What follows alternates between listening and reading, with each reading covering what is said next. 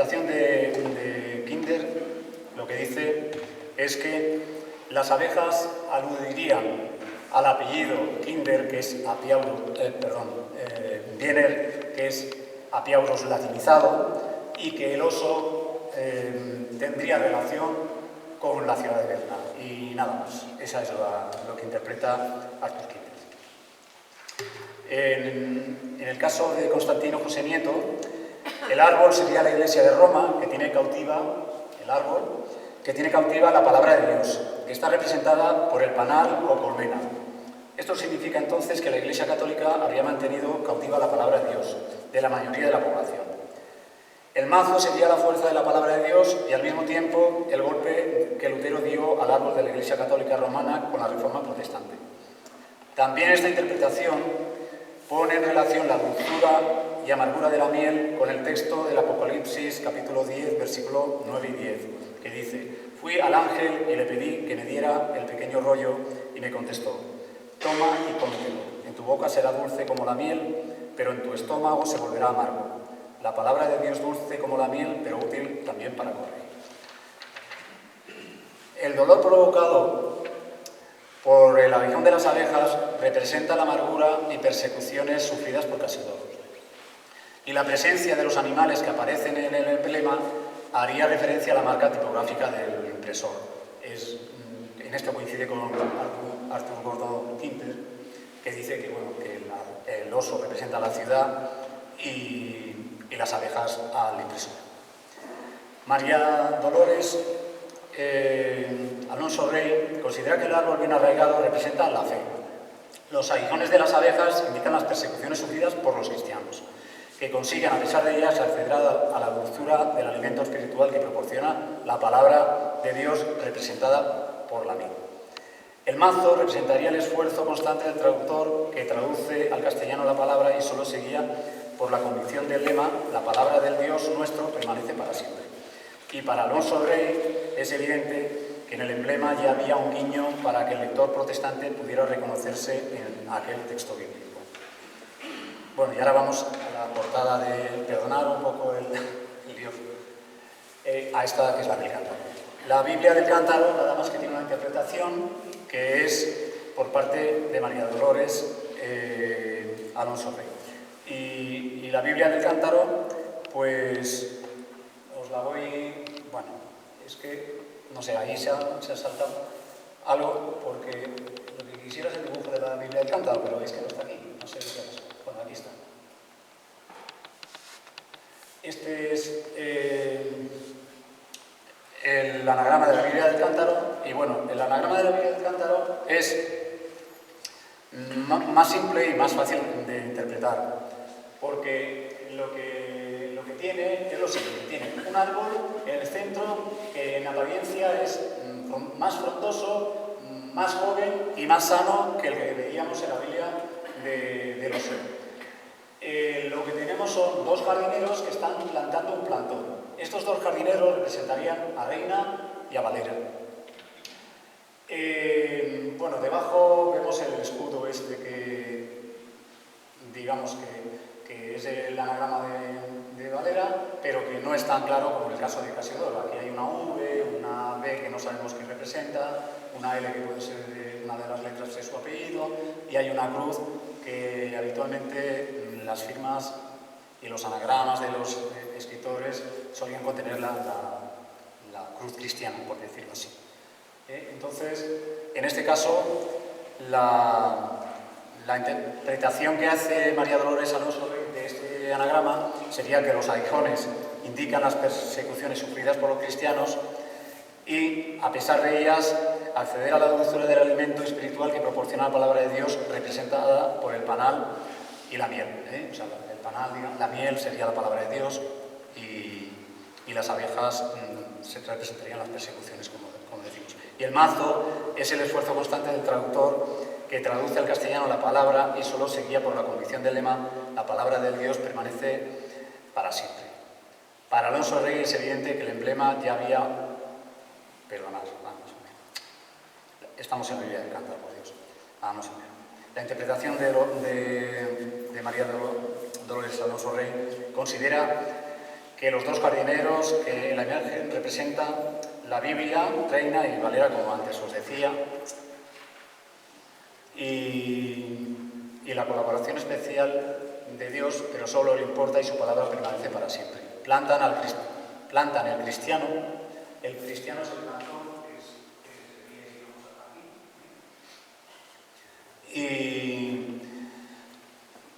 y el plantón lo plantan, valga la redundancia, en el terreno de las Sagradas Escrituras representadas por el suelo, y es la gracia de Dios, el agua, la que hace crecer en su fe. Bueno, pues nos vamos ya bueno, hacemos un poco un viaje en el tiempo, un pequeño paréntesis, y nos vamos al monasterio de San Isidro del Campo. Bueno, pues en el monasterio de San Isidro del Campo pasa lo siguiente. Yo lo he dividido en tres etapas diferentes, y son las etapas diferentes en las que hubo tres monjes diferentes, tres órdenes diferentes. Entonces, por orden sería de 1301, que es el año de la fundación, a 1431 sería la etapa cisterciense. En esta etapa, que yo le llamo solo oración, es porque si vemos la carta de dotación del monasterio, que es un documento medieval donde se ponen las condiciones en que los patronos entregan el monasterio a los monjes, pues entonces ponen, digamos, una serie de condiciones, ¿no? Y hay dos condiciones, una por parte de los monjes y otra por parte de Guzmán el Bueno, que nos ayudarán a que comprendamos un poco cómo era la situación. Dice: se trasladarán al nuevo monasterio 12 monjes con el abad 13. Sin embargo, no se trasladarán allí hasta que el lugar no tenga los libros, los edificios y todas las demás cosas necesarias. Eso es lo que piden los monjes. Y Guzmán el Bueno pide, digamos, poniéndoles por condición especial el decir por su alma, de Guzmán el Bueno, y de doña María Alfonso, su esposa, 10 misas diarias, una de ellas debería ser cantada por la comunidad entera, pide Guzmán el Bueno. No olvidemos que lo construye para ser su panteón, o sea, que pida esas misas no nos tiene que pillar de sorpresa. En 1429, 2 años antes de que se vayan, ya se les abre expediente, por decirlo así, y se les expulsa aduciendo irregularidades en su gestión y que habían decaído en sus costumbres. Entonces, ¿cuál es mi reflexión? Pues bueno, con tantas misas, rezos, cantos y los labores que le exigía la regla de San Benito, pues no creo que tuvieron mucho tiempo para manuscribir libro alguno.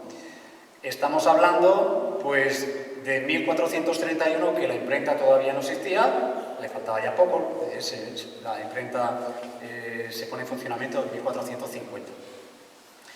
Entonces, lo que quería, al venirme un poco al monasterio, es que entendiéramos, siempre pensamos que los monjes, los vemos aquí escribiendo libros, pero yo creo que aquí no se dio ese caso. A pesar de que los habitantes de Santiponce eran siervos del monasterio y les ayudaban un montón. O sea que yo creo que los monasterios, lo que he dicho antes, solo oración, no hacían otra cosa. Lo que era, que estarían obligados por la regla, lo que era trabajar y cultivar, pues... ganado, gallinas y eso se lo traían los antiponceños. Esa es mi conclusión. Bueno, pues de 1431 a 1568 es la etapa de los jerónimos observantes. Esta etapa, yo digo que me parece que es la de la pintura y el estudio. De pintura, porque después de su llegada los patronos del monasterio se vuelcan en ornamentar el triste monasterio que dejaron los cistercienses y decoran con espléndidas pinturas, murales, los distintos ámbitos, empezando por el patio de los evangelistas, el refectorio, el claustro de los muertos, la sala capitular y la del prior, con continuas alusiones a San Jerónimo. Bueno, los que habéis visitado este monasterio sabéis que esto está lleno de pinturas de un gran valor y que casi en muchos de los casos son pinturas pues que hacen alusión, como os digo, a San Jerónimo. San Jerónimo, que es el que escribe la Vulgata, y San Jerónimo, pues, bueno, por el que lleva el nombre de este monasterio, claro, y San Jerónimo, pues claro, tiene que estar presente por todas partes, pero no lo estaba cuando estaban los cistercienses, o sea, los jerónimos, que su fundador de los jerónimos, o sea, vamos a ver, no su fundador, porque en la época moderna lo fundó otras personas, ¿no? Pero lo fundaron, digamos, pensando en San Jerónimo. Bueno, pues entonces, lo que hacen estos jerónimos observantes, que eran una rama que se habían escindido de los jerónimos, o sea, no eran los auténticos jerónimos, sino una escisión. Una escisión que se hace y además, digamos, queriendo volver a los orígenes, lo mismo que con la Biblia, pues en este caso, esta escisión de los jerónimos observantes porque querían observar auténticamente lo que San Jerónimo había hecho y había pensado de que debería de ser, ¿no? El ser, pues monje, ¿no? Entonces, esta orden, digamos, pues esta orden era muy estricta y bueno, y se vuelcan en el estudio de las Sagradas Escrituras. Constituye la regla de... Vamos a ver, que los jerónimos sustituyeron la regla de San Agustín por una regla nueva inspirada en San Jerónimo, de un cariz muy rigorista, ayunos, disciplinas, etc. Paulatinamente van abandonando tan duras exigencias, pero siempre conservan como tarea principal el estudio de los textos bíblicos. Es por ello que sobre 1546, como decía antes José, entrarían en este monasterio Casiodoro de Reina, Cipriano de Valera y Antonio del Corro, que años después fueron los principales protagonistas del episodio hereje, pero pudieron abandonar a tiempo este monasterio para dirigirse a Ginebra. Posiblemente, si esta orden hubiera tenido los estatutos de limpiezas de sangre, ni Casiodoro ni Cipriano hubieran sido aceptados en este monasterio. La amistad desde la infancia del prior Lope de Olmedo con el Papa Martín V pudo tener algo que ver. ¿Qué ocurrió? Pues que el Papa Martín V era compañero de pupitre de Fray Lope de Olmedo, y además Fray Lope de Olmedo le había ayudado a él en distintas gestiones diplomáticas. Bueno, Fray Lope de Olmedo es una figura. Y entonces, pues, él no cayó en... Había los estatutos de limpieza de sangre, era una ley que se había hecho, pero la Iglesia protestó y no estaba conforme en que se aplicaran, porque pensaban, bueno, vamos a ver, ¿cómo vamos nosotros? Los estatutos de limpieza de sangre lo que quería decir es que si la persona había incurrido en algún tipo de, sobre todo por los moriscos y por los judíos, ¿no? Sí, que se habían ya bautizado y se habían convertido, pero a veces temían que volvieran a sus raíces, ¿no? Entonces, la Iglesia pensaba que, bueno, que si los habían perdonado, que la Iglesia no podía volver a condenarlos, porque entonces el perdón no era real, ¿no? Entonces, los estatutos de sangre eran las instituciones las que tenían que habilitarlos, por decirlo así. Entonces, Fray Lope de Olmedo, pues, con todos los líos que tenía, bueno, que sepáis que él estuvo aquí nada más que 2 años, pero creó 6 monasterios más, y en Roma unos cuantos, y había estado en Guadalupe. Bueno, quiero decir, la trayectoria de él es fabulosa. Bueno, pues él no cayó o pensó que no era necesario en habilitar esos estatutos de limpieza de sangre, y entonces pues no se le pidieron papeles, ni se investigaron, ni nada, a 2 personajes como Cipriano de Valera y como Casiodoro de Reina, que ya había podía haber ciertas sospechas. Si se hubieran investigado algo, posiblemente pues hubieran comprobado que efectivamente pues procedían de moriscos o de judíos, y entonces no hubieran tenido cabida en este monasterio. Ese hecho de esa amistad de la infancia pues dio, digamos, la posibilidad a que entraran en este monasterio y, bueno, y todas las relaciones que al final conducen a que se escriba la Biblia en castellano y todo eso, ¿no? Bueno, nos vamos a otra...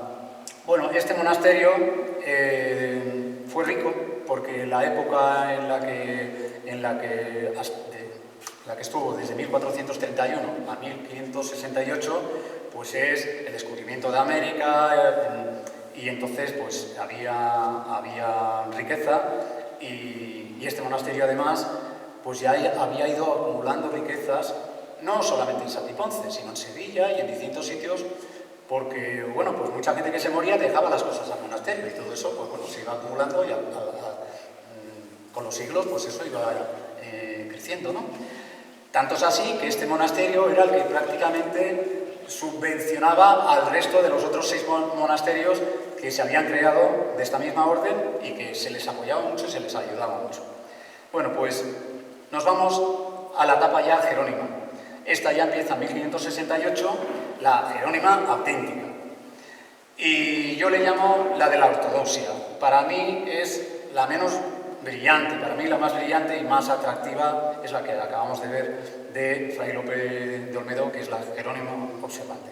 Bueno, pues la ortodoxia es porque en 1568, pues, y los jerónimos era una orden española casi exclusivamente, solo se ha dado algún otro caso esporádico, como en Portugal, pero es española y eran españoles, y ahí sí que estaba activa ya los estatutos de sangre, y ahí sí que nada más que venía la nobleza a esta orden, y estaba relacionada, bueno, era una orden de clausura monástica puramente contemplativa y estaba muy relacionada, muy cercana a la monarquía española.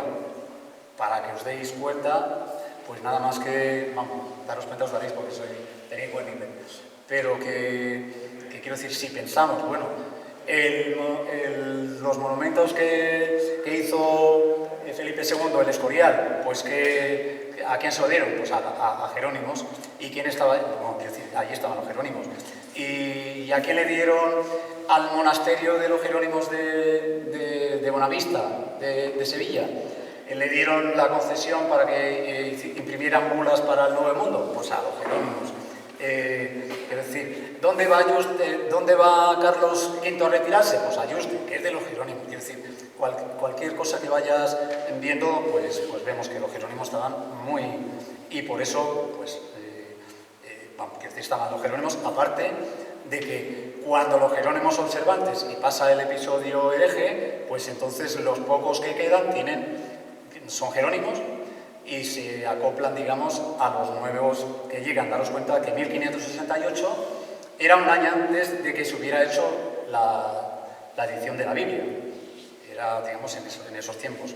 En 1557 es cuando salen corriendo. Pero, bueno, pues los que quedan aquí pues se van acoplando y se, digamos, pues se convierten a los jerónimos normales, por decirlo así. ¿Vale? Bueno, por otra parte, los Medina Sidonia, que eran los patronos, que además tenían una influencia enorme y riquezas enormes también, pues cada vez se van acercando más a Sanlúcar para estar más cerca precisamente de la conexión con el Nuevo Mundo, y se hacen un palacio allí. Bueno, quiero decir que paulatinamente se van retirando y este monasterio, pues, digamos, va perdiendo pues vigor, ¿no? Aunque sí hay una etapa, como sabéis, pues en de 1600 hasta 1650, bueno, 1649, un año antes, hay una peste terrible, y bueno, hasta ese momento, pues en este monasterio, pues había habido mucha riqueza y se habían hecho, pues, bueno, muchas de las transformaciones. Las transformaciones que se hacen con los jerónimos son que tienen mucho que ver, y el estilo un poco del Escorial.